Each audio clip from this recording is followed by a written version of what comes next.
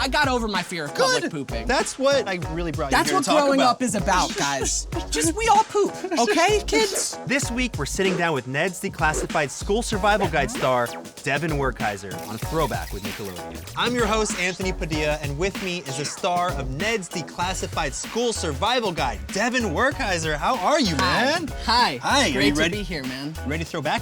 Yeah, let's throw it all the way back. We're throwing it back. Let's throw it all the way back. I'm so excited to sit down with you. When I saw Ned's Declassified, I was so jealous that I wasn't in middle school to learn those tips as you were giving them. Yeah, that would have been nice. It would have been nice for all of us. Yeah. Everyone in the world could have used those tips. Yeah, we tried our hardest to make like actual tips that help people. And they did. So I hope they did. They did. Yeah. How did you first get into acting? Oh, that's thrown all the way back. All the way back. Yeah, I started acting when I was like 8 or maybe 6. I was just a ham of a kid. I was just like...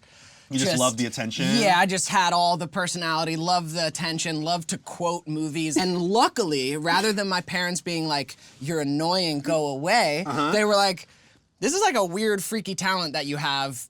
Do you want to go into acting? So yeah, they put me into community theater in Georgia, which led me out to LA for pilot season, which got me on Ned's, man. Were you always like the class clown, or were you like the funny one? Yeah, so I was super smart in school, but I was also crazy talkative and super social, and I was the class clown. I learned early on that if what I was doing made the teacher laugh, then I could only get in so much trouble. So was your goal to make the teacher laugh? Yeah, so it was kind of always my goal to like be funny to the teacher, even though I was being totally disruptive to class. Yeah. And when I achieved that, then I couldn't get in that much trouble because I was like, you found it funny though. What is your earliest audition memory? Whoa. Earliest audition memory. Yeah, like do you know the first thing that you auditioned for? I don't. I mean, kind of the first thing I can remember was the first movie I booked was called We Were Soldiers. It was a movie with Mel Gibson. I played one of his kids.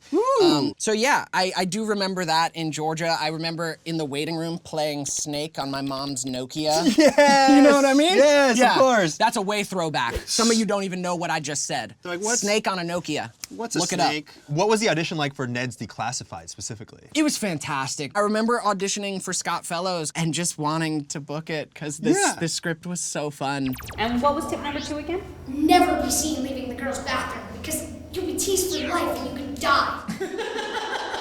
Hey, Bigby, been in the girls' room lately? It was 6 years ago, I was 7! And it was Nickelodeon, so were you like a Nickelodeon kid growing up? Of course. So you were like, this could be huge. Of course. Yeah. It was a dream, and it happened. Did you get a call? Yeah, I got a call. I was asleep at the Oakwood Apartments, which don't exist anymore. But I was asleep, and my mom woke me up. She had gotten a call from my manager, and she told me, you booked it. What was your reaction? I was elated, man. Yeah. It really was. Like, it was a dream. To book a lead on a Nickelodeon show. That's huge. At 12 years old. Yeah. When all I watched was Nickelodeon, like... It was a big moment. What was it like landing the role of a lifetime for a 12-year-old at 12 years old? Yeah, it was a blast, man. We had an ideal situation. Scott Fellows at the helm of the show just created the best environment on set. It was like going to work every day, going to school every day with 16 of your best friends and just getting to play all day. Even though, we had to do school, but like all the kids on the show, we were all best friends. We hung out every day. So for 3 years, it was literally just us having the most fun. Our show was so over the top and so zany that it was encouraged to just kind of be maniacs. You're like, I get to have fun for a living right now? Yeah, it was a beautiful time in my life and so exciting. I didn't know any better then. Like this just felt, it was my second pilot season and all of a sudden I was on the show. It just felt like how life was supposed to be. You're like, this is what happens for everyone. Yeah. It was a rude awakening when life found me. We'll get more into that later. Sure. How did your friends and family react to that? Mostly everyone was very excited and very loving and supportive. There were moments where it got weird, where like my best friends didn't change towards me, but like kids that I had grown up with my whole life who we weren't best friends, when I would go back like after Ned's had been airing a while, I would notice like they would treat me a little different, not in a mean way, but just different. Like you were a celebrity? just different. Like there was like this gap between us. Like there was something else going on, as if we didn't all go to elementary school together and like run around our neighborhoods. They just assumed you had a different life? Yeah, I think it was their own kind of like excitement about that I was on TV, but I definitely remember some moments where I actually was like a little sad and felt isolated because I was being treated different. Yeah. But yeah, I mean, that's a real part of it too. Like when you see people on TV, it can change your perception that like they're just a real person with arms and hands and feelings. Confirmed, real person. You know what I mean? Yeah. Yeah. I mean, I feel like that's a bummer for a 12-year-old to deal with that realization. Yeah, it didn't start that early. Luckily, that was like at like 15 and 16 that I started to see the difference. Through middle school, it was still pretty good. I would shoot Neds for a semester, and then I'd go back to public middle school. I was the age I was on Neds, so you were playing the characters as your every exact year age. we were on Neds, 6th, 7th, 8th grade, I was in 6th, 7th, 8th grade. So you were the same age. Does that mean that you were using some of the tips that Ned was giving in your real life? Sure, when I would go back to middle school, sure, some of the tips I already knew. Like we did this tip on Neds, which was like, go to the nurse and say you have a stomachache if you want to use like the private clean bathroom. I already knew that tip. My mom told me that. I had problems publicly pooping, you know what I mean? So I needed that private bathroom. Relatable. You know what I mean? Yeah. That was before I went to Burning Man, and now I just can poop anywhere. Outside, in trees, dirty porta potties, whatever, man. Yeah. Now I got over my fear of public pooping. That's what I really brought you here to talk about. That's what growing up is about, guys. Just we all poop, okay, kids? Good. Can you remember the hardest you ever laughed on set? Perpetually. 3 years was just like constant laughter. Yeah, all the time. I mean, we would show bloopers at the end of Ned's, like. That's because we were cracking up like every day, constantly. Yeah. So there's this, I think it's the Mondays episode. I forget why, but there's this scene where like a monkey, I think. God, Ned's is crazy. You had a monkey? Yeah, there's this scene where there's a monkey throwing matzo balls at me. Oh. And you say it like it's just something that happened. Like everyone's experienced getting matzo balls thrown at. That is something normal on Ned's or Nickelodeon. But the close-up is of me, and there's like matzo balls getting like pegged at me. And so they're like, hey, crew members, throw matzo balls at Devon.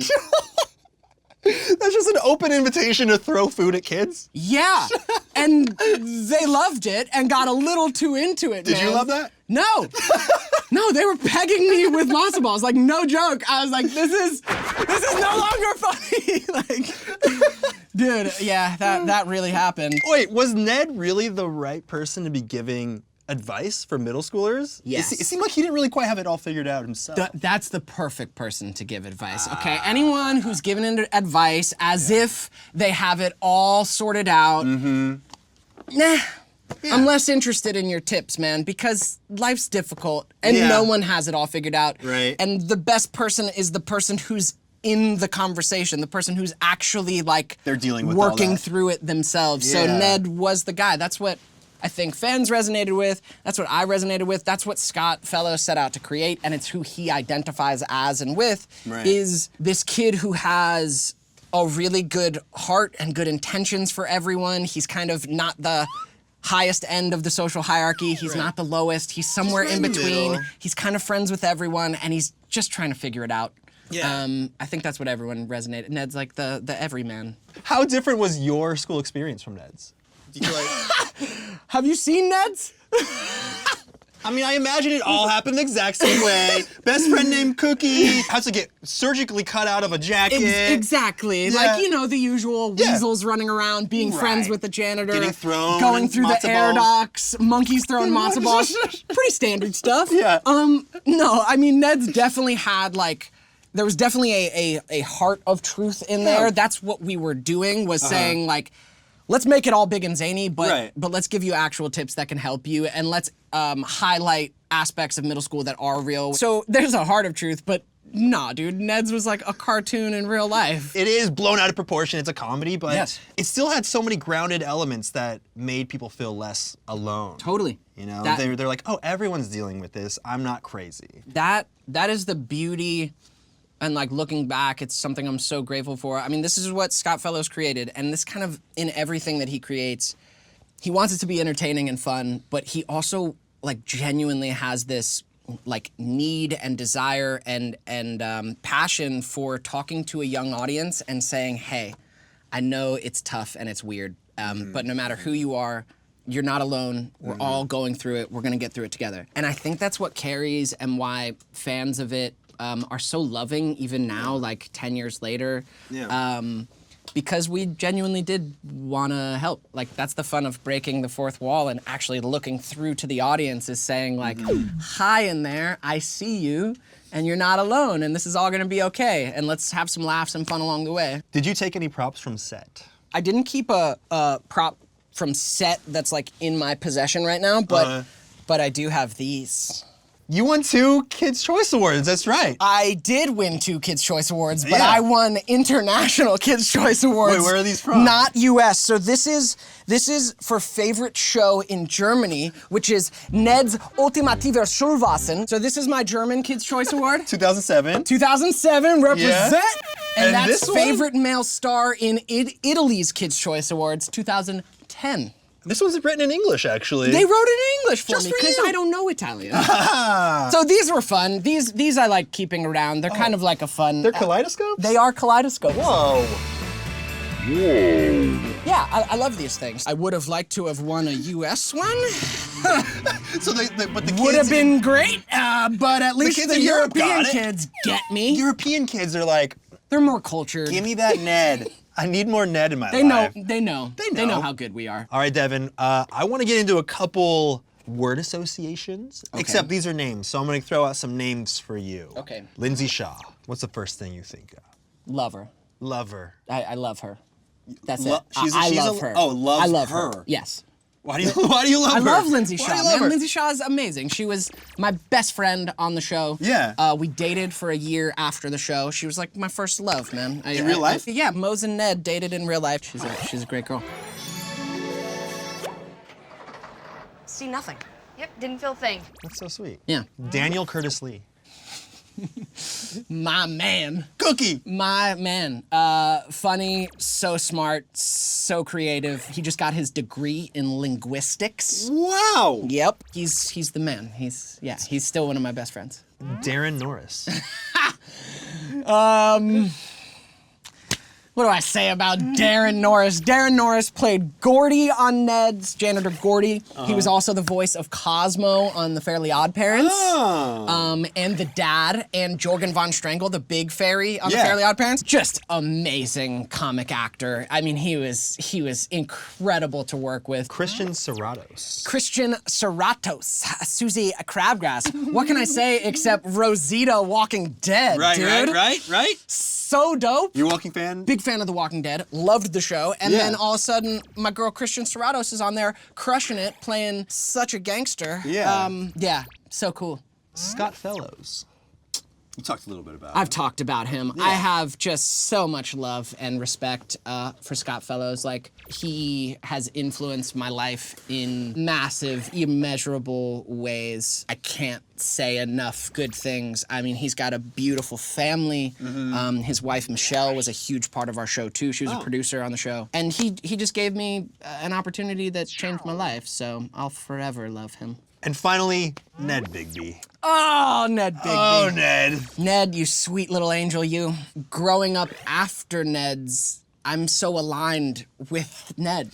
Like these are the things that I care about in my life. These are the things I care about in the world, is connecting with people and reminding people that we're not alone and we're all going through this together. So to have been able to play Ned Bigby and like hold this place in people's hearts, I love that character forever, man. It was such a treat and a cool time in my life to get to play him. And people still call me Ned Yeah, how was that? You still get called Ned? all the time, Yeah. more than Devon. And, I can't even fight it. Did being such a big star affect your day-to-day life? Ned stayed weirdly under the radar. Really? Yeah, Ned's, man, is interesting. It stayed in this weird, like, we had great ratings and tons of fans, but I feel like if you watched Ned's, you knew Ned's. If you didn't watch it, you didn't know it at all. So, nah, my life didn't change that much. Like, I can't imagine what it's like for some of the people who are just like so massive.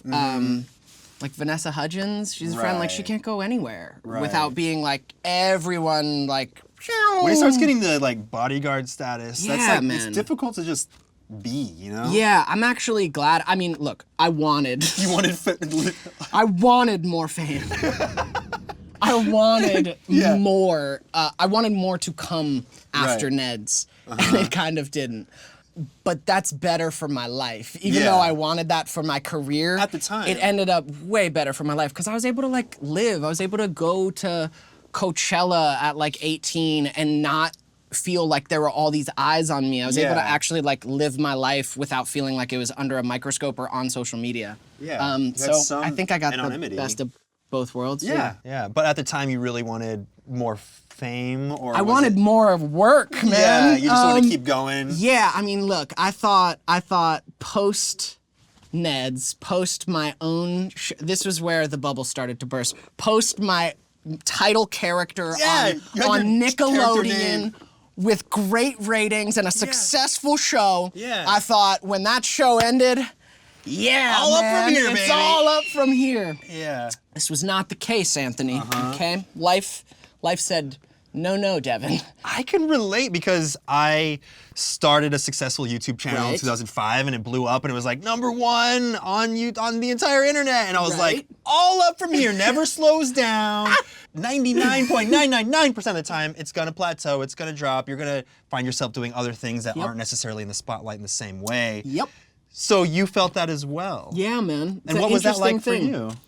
I think it's totally necessary. I don't think Yeah. we're supposed to get everything we think we want in life when we think we want it. If I got the success I wanted at 15, I wouldn't be who I am now. I wouldn't have learned the lessons that I needed to learn. Like, life would have gone different, and fame's such a weird thing, and this little vortex of attention, and I'm glad I didn't get what I wanted, but it hurt that I didn't get what I want. Like, it was hard to not feel that trajectory keep going up, to feel it not only plateauing, but like falling down.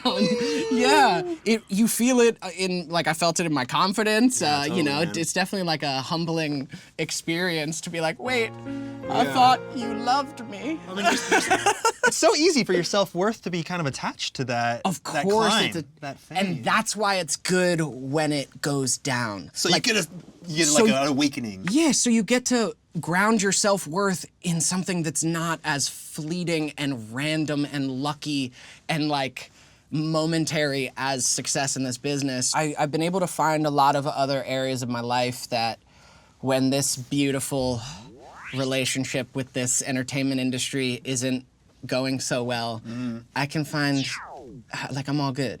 Dude, well, cheers to that. Hey, man. Cheers to that. Yeah, hey, man. We never got to see it, but what kind of tips do you think Ned would have given for high school? Yeah, man. So that was this thing. We were maybe gonna make Ned's high school.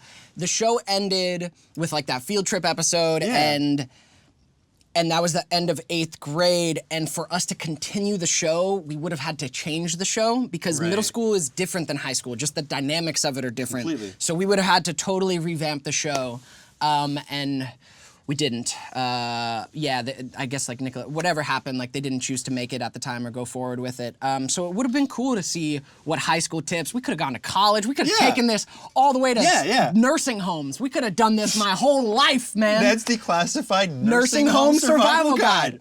I'd watch that. I'd watch that. Epic. So tips for high school. I don't know, man. I didn't go to high school.